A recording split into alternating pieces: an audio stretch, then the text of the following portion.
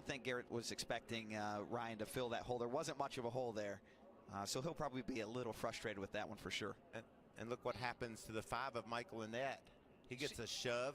You see Brandon Jones right behind Annett working the wheel in the 19. That was a nice job of driving. You see, as the grass was going underneath the 5 car, Michael Annett right here, watch as it catches on the splitter and just rips it right off. Amazing how these cars will react to this grass and infield section. Look at those camera shots. And right about here, it's going to rip off right in this grass. Oh, so close to being able to survive that big slide. He's had a really good day. He has. He's been solid.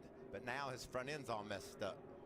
Made the playoffs last year. First season with Junior Motorsports. Some tough times today, Regan.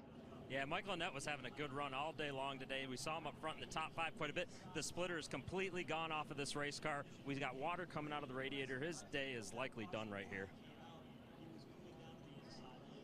He'll go on to the damaged vehicle policy.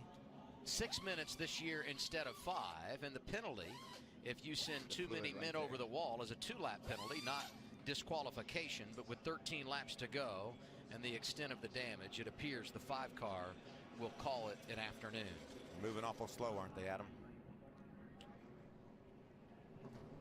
You know, by Daytona standards, and certainly if you compare to what we saw here a year ago, this has been a clean race. But when you have this many cars alive this late, one little thing goes wrong and all of a sudden you're going to start building up the number of cars that find their way into the accident.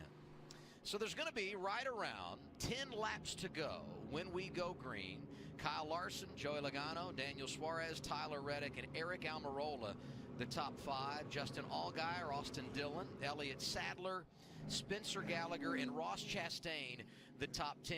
And still anybody's guess who's going to win this thing, because I have a feeling it's going to get dicey once again. Well, Brad said it looks like it was coming down to a Larson-Logano battle, a duel there, and those two are 1-2. But Daniel Suarez has been so solid, and Eric Almirola has been able to move on those guys all day long. So to me, those two would be your favorite, but man, there's a lot of action left to come. And what I would expect to see here, Michael, and to all the race fans, I think you're going to see some more aggressive moves. You're going to see Joey do his best to get to Kyle Larson, make those crossover moves and some blocking moves made by Kyle Larson.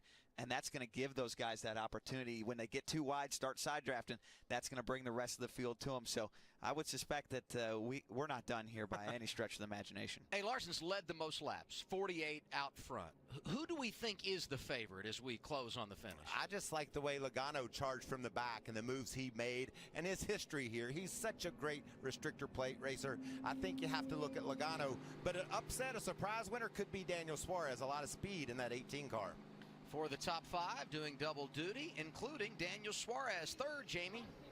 And Eric Phillips just caught him here on a quick break. Eric, you guys have been really good in the hunt all day long, but do you think he'll be aggressive enough at the end? I think that's what it's going to take. And do you have the car to get it done? Yeah, I think Daniel's done an awesome job. You know, come down here 3 years ago with him and never tore up 2 race cars in about an hour. He's come so far in the last 3 years. He really embraces his speedway racing. We got a really good car. I don't really want to lead right now. I'd like to come down. If we're 2nd or 3rd coming to the checkered, I think we have a shot. The car's been really strong. We just need a little bit more.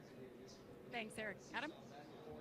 I love the anxiety that comes over all of these competitors when it comes to the end of one of these races. This, you know, I've never crew chiefed at the Xfinity or Cup level, but I can tell you, I don't want to be a crew chief at Daytona and Talladega. you do your adjustments, and then you just watch from the pit box and just pull your hair out in frustration. I don't want to be a spotter. Those guys are the coolest cats on the planet.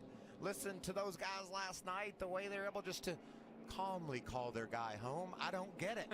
I want them to tell me goodnight stories. So soothing. Hey, and this is the final setup to the big one here tomorrow. NASCAR's version of the Super Bowl, the Daytona 500. Coverage begins 11 a.m. Eastern Time. We're live on Fox. And tonight on FS1, Monster Energy Supercross live from Texas. Coming up tonight at 8 p.m. Eastern, live on FS1. Jason Anderson will look for his 4th victory of the 2018 Monster Energy Supercross season. The points leader has won the last 2. Can he keep the streak going in the big 450s? And the 250 East Championship will kick off their year where reigning champion Zach Osborne will look to get off to a great start with a victory at AT&T Stadium. Catch it all live on FS1 at 8 p.m. Eastern. Roush Shaheen, the crew, have the call tonight, 8 p.m. Eastern Time, live from Arlington, Texas. Some business to finish up here at Daytona. 10 laps remaining when we get the green flag. Just to be clear, these drivers know that locking up is against the rules, and NASCAR has put themselves in a bit of a tough position there with policing that rule. I love the aerodynamic changes they made. It's almost not allowing the cars to lock together. I think do away with that rule going forward. Michael, that rule needs to go away for sure, because the cars used to be, when you went tandem, they would go faster. Right. And it would create a lot of other issues that were very difficult to deal with. With this rule, and specifically with those front flares, the front wickers, whatever you want to call them, that we were showing earlier, it actually makes the cars go slower when they tandem. So I think that rule is really irrelevant to this rules package, but it's still there as it is right now, and they did enforce it as per the rule. Those that make the decisions are right down the hall. If you guys want to go fill them in on your opinion. I expect they might be listening. I would guess they are. Larson, Logano, side by side. Larson jumps out front on the restart. Look at that big run by Justin Allgaier. Oh, and they look like they're together, yes. Another caution going to come out here, I do believe. That's the 0-1. Nope, he keeps it straight, and I think we're going to stay green. The caution Nope, there it is. Whew. So close for the 0-1 of Vinnie Miller. Yeah, it's just going to be tough for these guys to find enough room to keep from running over each other. I think as NASCAR, you got to be real careful too. When someone goes sideways on a restart,